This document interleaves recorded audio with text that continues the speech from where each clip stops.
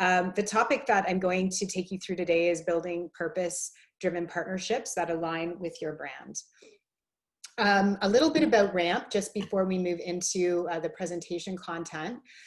We are an ideas agency that focuses on branding and marketing, really working with clients that are aiming to make a difference in the world. And our ideas transform the way people think. We are working with a number of clients that we really have extreme privilege to work with that are focused on ambitious transformation. So things like changing minds around gender equity and stigma and children's health and animal welfare, and just really privileged to serve these clients. As we've been operating for the last close to 10 years, and working with a number of charities, I really feel that partnerships are the future of this sector. Partnerships are really what is going to help these organizations really achieve the transformational societal change that everybody is aiming towards. So it's become a real kind of passion area of mine in terms of the ability to create better integration and partnerships that are really creating value propositions on both sides of the table. So that is the topic today: how to create mutually beneficial partnerships that integrate with your brand and marketing efforts. What I'm going to share today really applies across a wide range of types of partnerships. So everything from sponsorship, community investment, cause marketing programs. I thought I'd start with looking at what are the typical benefits that each party has in a partnership. So when we look at what partners typically get in terms of benefit, for the cause, of course, it's revenue. It's often a big piece of fundraising. Sponsorship generates a lot of revenue. There's definitely brand building, cause awareness. Similarly on the partner side, there's also brand building, establishing more loyalty with customers, employee engagement, and there's a really great halo effect often by aligning with the cause. So 92% of consumers say it's important for companies to support causes. And then of course for the audience, it's alignment with a brand that's tied to their values is really important. There's the feel good piece there. And this is not just for millennials, but really the appeal here is cross-generational. And what you'll see, a common thread that runs through on this slide, is that idea of brand building. So, in order for value to be generated from the partnership, really there is the connectivity to brand across all three of these areas. And that's what I want to talk about today. So why is brand integration really so important? Even outside the context of partnerships, brand integration, what it really comes down to is it's about connection, connecting with customers, connecting with employees, connecting with the champions for your product or your cause or your organization. And so, partnerships that really are putting brand at the heart of their strategy have much more staying power, persistence, resilience, which, as we know, was definitely put to the test in 2020. So overall, it just really creates a better and stronger value proposition for each partner. And that stronger value proposition really will depend on the nature of the partnership. Ultimately, we want to try to drive financial benefits. So whether it's higher sponsorship valuation, it's a more successful cause marketing program, more employee or peer donations, a lot of that value proposition can come back to dollars and cents on both sides of the partnership. So it's important to recognize that. So how do you make this a reality? I'm going to talk about 5 areas where I think it's important to keep in mind as you're looking at how you can better integrate your brand story into your partnership strategy. So I'll talk about these 5 areas, and then I have a few examples to share at the end where I'll key back in on a couple of these points. So the first thing I wanted to talk about is a golden circle. This is really at the heart of every brand strategy that we develop at our agency. And, at the risk of I could probably do a whole session just on this. But for those of you who haven't seen it, it's actually this concept of the golden circle was created by Simon Sinek, and actually his book Start With Why is a great read if you want more depth on the notion of the golden circle. But just, in an abbreviated form for today's presentation, what the notion of the golden circle is that every organization basically knows what they do. So, you sell a particular product or service, or if you're a cause, you have a particular mission that you're focused on in terms of like services that you're delivering. The how really is about your value proposition. What is your differentiating point? How do you do what you do, but do it in a way that is unique and is special? But a lot of organizations stop there when they get to the value proposition and really don't spend the time thinking about the why. And why is not about, say, making money.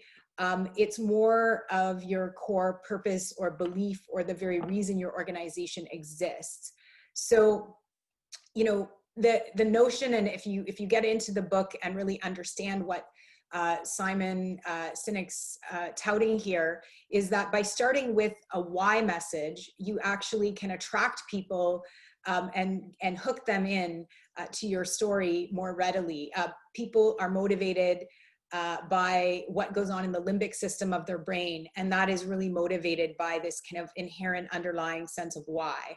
So for causes, if you lead with your why, then people are going to care more. And that includes, the people who are making partnership decisions, who are working for companies that you're pitching to. For companies, your why needs to be about more than just making money. It's that belief system and rooted in something that really matters to people. So when we have a good idea of who we are as a brand, then we can really build programs that ladder back to that. So I just wanted to show you a little illustration of, the difference between why, how, and what, and how leading with why really makes a big difference in the narrative. So this is an example of a brand strategy that we put together recently for the merged organizations, Camp Ooch and Camp Trillium. And in their case, their why, is really, we believe every child has the right to a childhood. So this is not about the programs and the services they're offering, but it gets right to the crux of, their belief system as an organization and the purpose of why they're doing what they're doing. So how we create an environment that normalizes the disease by delivering specialized camp-inspired in-hospital, community, and overnight programs at the stage of the child's cancer journey. Our people inspire relationships and experiences pivotal to the healing process. So that's all about the value proposition that Camp Ooch and Camp Trillium brings. And ultimately, the what is they improve the quality of life for kids and families affected by childhood cancer. So you can see that what I want to show in this example is that when you focus on your why and not your what, it really provides a better opportunity to think more broadly about your partnership goals and not being so constrained by the what of your organization, but opening up things to consider, merging partners on the basis of the why. So, I heard once about a cause that turned down a potential partnership because one organization was focused on recreation and the other organization was focused on sport. So that's about where the whats were different. And they got mired down in that, and they weren't mutually focused on the why and, the potential opportunity there. So if we look at partnerships based on why, you can kind of think of it this way. I showed the benefits of partnerships to all three parties. So, the cause, the partner, and the audience. And what you really want to do is connect all three of those together. And so basing your partnership on the why really comes down to the belief system of each of those groups and, finding a way to intersect that. So that's going to affect who you approach for a partnership, how you position your pitch, how you design your program, everything from strategy to execution, and then how you measure success. So the second element of any great brand-driven partnership strategy includes considering your values. And I really like this diagram because, it shows values are really, what is the foundation, what underpins that entity there. And we heard both Catherine and Pam in the Aviva and Parachute discussion talking about the importance of shared values in that relationship. So it really is the basis of everything. Basing your programs on shared values is really the key for authenticity makes the program believable. It serves to keep your employees really engaged and connected. And, you know, in cause marketing cases, you could see that, for example, in a cash register ask, if the employee at the cash isn't values aligned, then, you know, they're not going to be comfortable making that ask. And really for that campaign to be successful, it requires that shared value. It's also important that your partner's business is not counter to what the cause is trying to achieve. And even I've seen this before, even gray areas can really undermine your stakeholders' support for a particular program. And so being really cautious about, you know, the values of the partners that you're attracting and your organization and making sure that that aligns is really important. The next area is about audience alignment. And Chris talked a lot about audiences this morning in his presentation. I think probably Alan from Environics is coming up and is also going to talk about audiences. So I don't want to duplicate any of what they're both going to be sharing. But what I really wanted to make the point on this slide is that you really need to understand why your audience is connecting with your brand. And what matters most to them. It goes both ways. So the cause that's involved in the partnership has an audience. It's an extensive group of people that are passionate about that cause and that are connected to the cause. And obviously the company's interested in getting access to that audience and connecting with those people as well. Similarly, the company has an audience that is already, you know, interested in their product, interested in their company values, is interested in what they stand for, and the cause can really benefit from access to those customers and stakeholders, as the case may be, depending on the nature of the partnership. So you want to try to tap into the hearts and minds of each partner's audience. There's really tremendous value in there, and I think Alan will probably talk a lot more about audiences and how you really kind of can tap into what those audiences' belief systems are using data and analytics. And then, you know, another key element is having a really integrated campaign. So both sides of the partnership need to work together to develop that integrated, unified strategy, story, messaging. Programs can be rooted in your brand strategy, but if nobody knows about them, it won't matter. And so these any kind of campaigns or promotions are really a critical part about, you know, mutually reaching those different audiences that I talked about earlier and making sure people see and hear about these. You want to make sure that the programs are spanning multiple channels, that they're designed to inspire and engage those audiences. Again, something Chris talked about earlier when he was talking about sponsorships, is that, you know, really with these activations, audience engagement is very crucial. And I would, you know, venture that with any kind of partnership where you're trying to attract one another's audiences, figuring out how to inspire, engage people, and, you know, if possible, even customize those engagement opportunities by audience is really important. And activation playbooks are also important as well, because often in partnerships, there's many stakeholders on kind of all sides of the fence. We work with a lot of, for example, federated charities, which have, you know, many federation partners across the country. And so any kind of activation playbook that helps both partners' respective teams to really align and amplify messages consistently is a key part of getting that brand story told effectively. And then lastly, this is just a please, please, please, please, please involve brand leaders in the partnership discussions.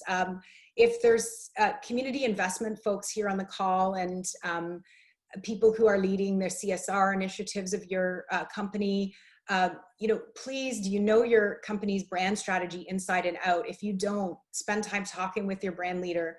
Can you articulate your why? Are you bringing that information forward in partnership discussions when you're having these kind of discovery calls with prospective partners? It's just really, really important that the brand leader and the strategy, the brand strategy that the brand leader is promoting for the organization, that information makes its way back to your prospective partners on the cause side, because if they don't understand that, they can't build really mutually beneficial proposals back for you, you know, it's just information that then becomes like a big gap. And I've worked with a lot of clients where this is the case, you know, where the client is accessing a CSR lead, but not the people in the brand seat at the organization. And it just makes it so much more difficult to provide the best professional advice around how to build quality partnerships. And really around the activation and execution of those partnerships.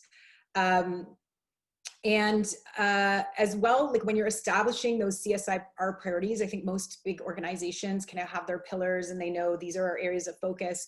But again, thinking about how those areas of focus ladder back to your brand proposition is really important. So if you can, again, when you're setting those CSR priorities, hopefully they're set top down by your leadership team, but that the brand folks are at the table as part of that discussion and that everybody in the organization's on the same page. So my little illustration here on this slide shows the silos. Different groups all working separately. So we want to intermingle all those people so that people are working together across functions. So that's the kind of 5 areas that I wanted to talk through. I have 3 examples. My first example that I'm going to show is actually an example where I think there's a huge missed opportunity. I've struck out the name of the organizations involved, so I don't want to offend anybody. So, you know, I'll say apologies in advance if you recognize your organization in this example, but I have removed the names. But this is a direct mail piece that I actually received personally. My husband received it in the mail a couple of weeks ago. And I just thought this was a really great example for this talk because at the top, you know, really, I've inked out, as I said, the discerning elements. So basically I've taken out the cause's name and the sponsor's name from this piece. And you can see, I just want to show a couple really problematic things here. So, and this was, I should clarify, this was a donation appeal with a premium inserted. So the premium was holiday cards, holiday labels, and pens. So it was a package that came in the mail with these elements. These are just illustrations, but elements similar to what I'm showing here on the screen.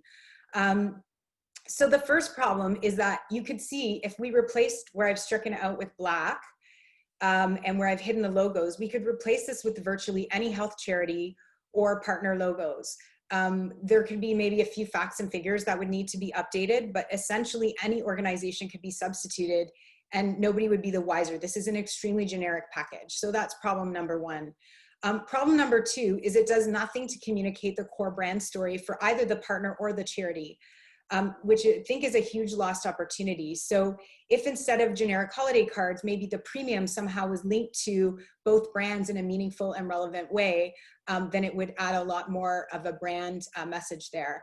And then thirdly, you know, other than making my donation, completing the donation card and sending it back, which I understand is you know, what the main task is, there is little, if any, opportunity for me to engage with either organization. So it just really leaves a lot of opportunity on the table. And I also want to say that this may be, and probably is, a very successful financially very successful campaign. And that's not what I'm trying to get at here. There is no doubt about, you know, the constructs of these campaigns and the financial success that can be warranted from them. But that is only one metric alone, the financial success, and only the charity really wins from that. So the value in the partnership could really be dramatically amplified if it was approached differently. It could be much less transactional and offer the partner, in this case, a much better competitive advantage by being orchestrated in a more brand integrated way. So that's example number 1. The next example that I want to highlight is the Vaseline Healing Project. And I really love this one because it's architected completely around the value proposition of the product, in this case, Vaseline. Vaseline's value proposition is all about the power of healing. So their charity partner that they have been working with since 2015 on this partnership is an organization called Direct Relief. They're a humanitarian, international humanitarian organization that is really focused on improving the health and lives of people impacted by poverty and emergencies. So the ambition for this campaign is about helping heal the skin of 5 million people. And so, you know, when we go back to our Venn diagram, you can see how this is architected here. So we've got all the parties. Direct Relief is the charity or the cause. We have Vaseline as the brand or the company. And then we have Vaseline customers and the healthcare professionals and organizations that would be considered Direct Relief's audience. And centered in the middle of this is really this whole partnership is constructed around the power of healing. So, you know, the brand is getting their core brand proposition message there. Direct Relief is improving the health of people affected by poverty and emergencies. The healthcare professionals and organizations that are Direct Relief's audience are helping people recover with this product and also learning how to help people treat their skin more effectively. And Vaseline customers who already love the power of the product and the healing power of that product are able to participate in helping others to experience that. So I think this is a really brilliant brand integrated, well integrated brand partnership. And then the last example before we turn it over to some questions is Stella Artois and Waterorg. So, you know, in Stella's case, when this partnership was started, I think back in 2015, they found that the consumer, the understanding of premium was really changing for consumers. And this was part of, again, understanding who their audience was.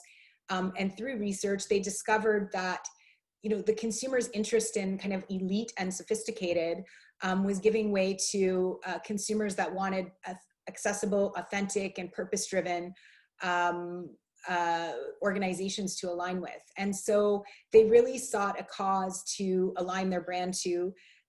It was really aligned with the core values of the organization, which was around water conservation and water stewardship.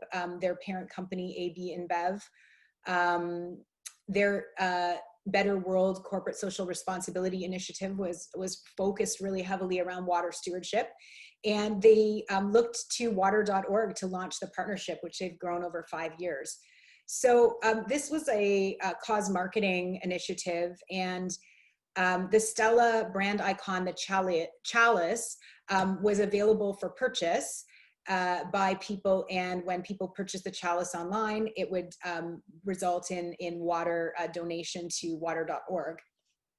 They did a really phenomenal integrated campaign that included everything from Super Bowl ads to a digital social experiment video that was essentially a little viral video, which had people waiting in a restaurant for water.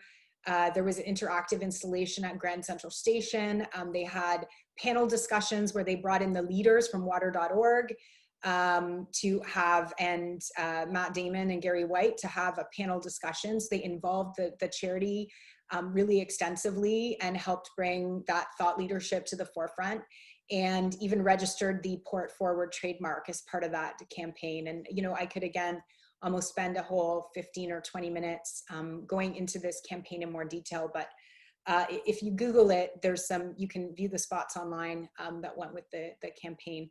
And the results have been really great. The campaign is now a lead global brand pillar for Stella Artois, and it's really a lead contributor to that Better World Water Stewardship Initiative that AB InBev has.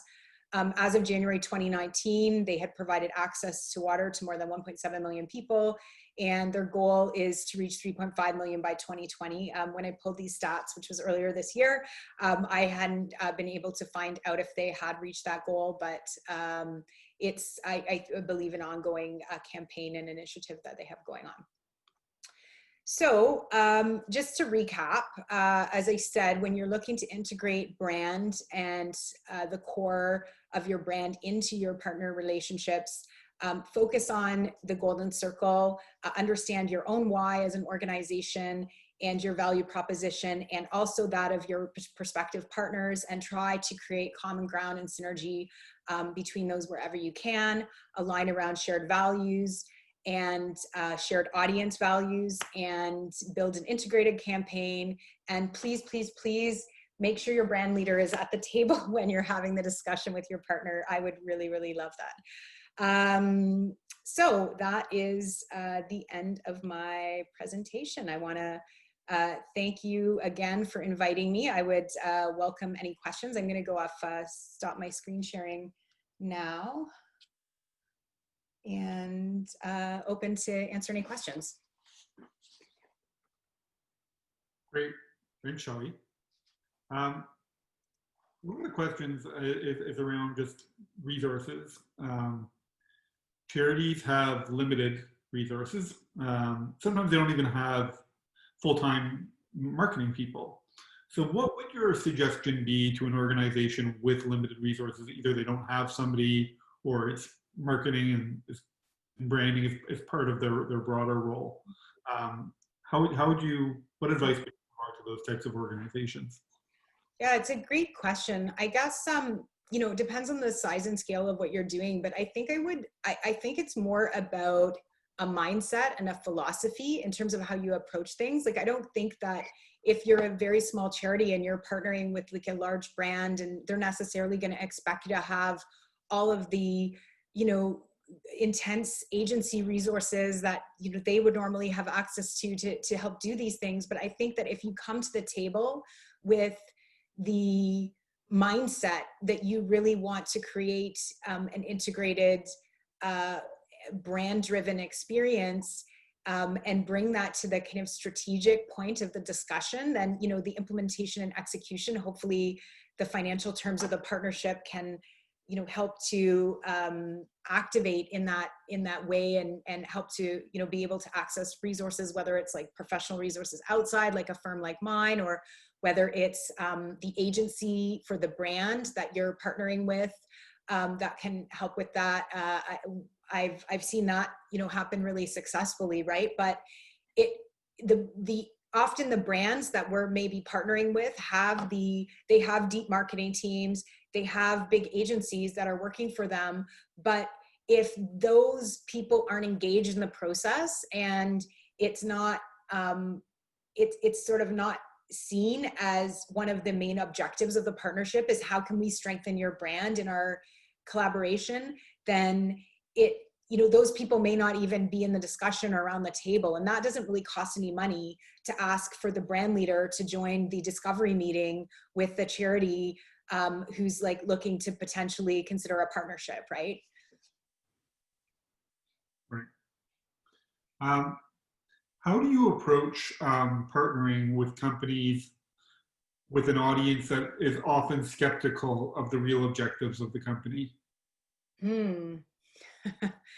I'm trying to think context-wise. I want to make sure I understand the question again. Can you repeat the question? Sure. How do you approach partnering with a company that has an audience that is often skeptical of the real objectives of a company? So, I think one of the things can be to really do some of that type of audience analysis. So if the audience is skeptical of the company, then it says to me that somehow there's either something the company is doing or saying that is not connecting at a values level with that audience. So, usually what you want to do, just forget about the partnership side of it, but just from a brand building side, what you want to do is try to ensure that audiences are really connecting with the company's brand and what they're, what they stand for, what they believe in. And that kind of comes first, right? And so if that is a mismatch where the audience isn't feeling that way about the brand, then either, like we did actually a webinar a couple of weeks ago on brand health check, actually did with Alan from Environics. And, that would kind of send a flag to me that there's something wrong with the brand health. Either the brand isn't defined in a context that really is connecting with the audience, or it's not the right audience that you're going out after, in which case, data and analytics can help you to maybe uncover and troubleshoot what the problem is there. So I think that if I was a partner and I was looking at partnering with an organization that's in that case, they might not really be the best partner if they don't have kind of a solid relationship with their main audience.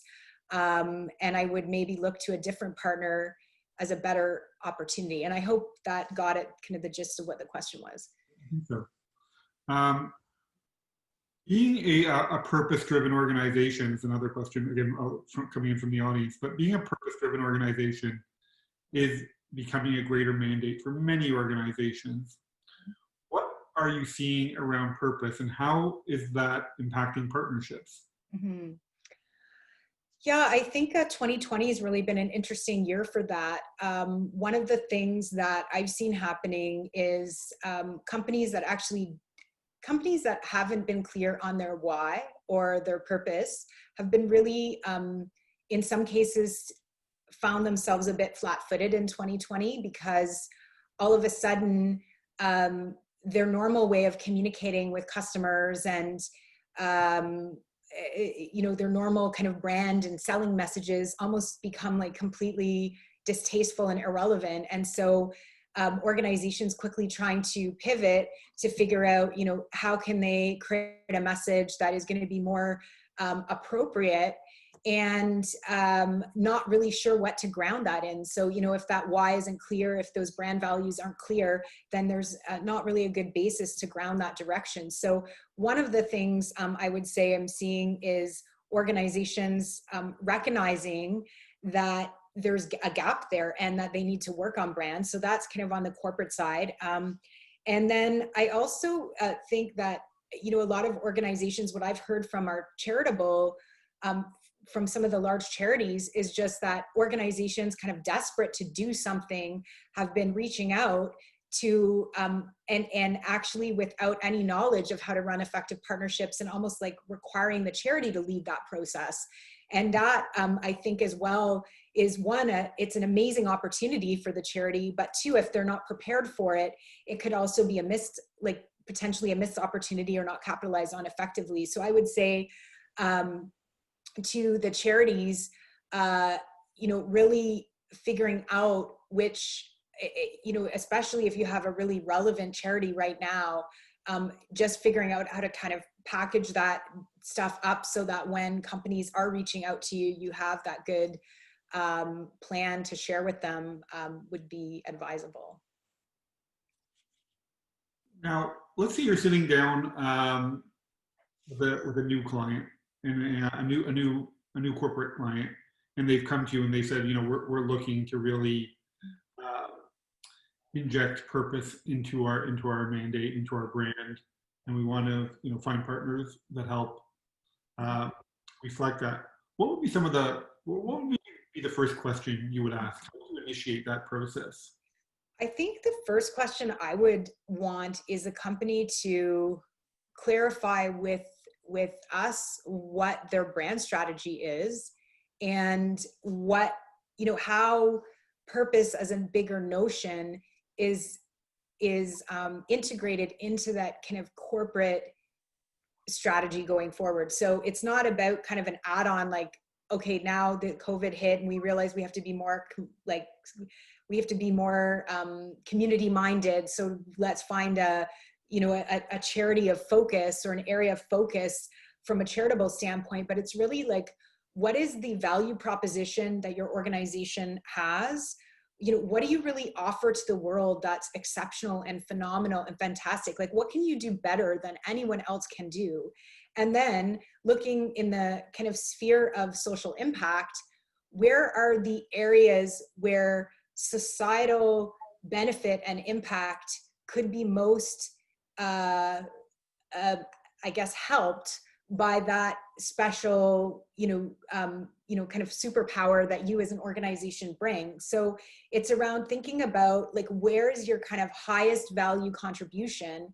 And then where is that, of that highest value contribution, where are the needs? And then from where are the needs, that would lead to, where are some integrated programs that we can potentially consider to impact those things. And sometimes that can be a collaboration of several organizations. It might be looking to a charitable partner. Obviously, a lot of my clients are charities, and I would encourage companies to look for charitable partners, but that's not the only way it works either. Like it could also be company A that brings this superpower together with company B that brings this superpower, you know, and merging those together and coming out with something that's even better than each of them could do, that still has that social impact and could be a bespoke program that is created that way. Shelley, thank you so much always for your insights. Really appreciate it. You're always bring a really keen perspective to the table, and really, again, a great shift of gears for us as we look into the issue of brand and its impact on partnerships. Thank you so much. Thanks, Shelley.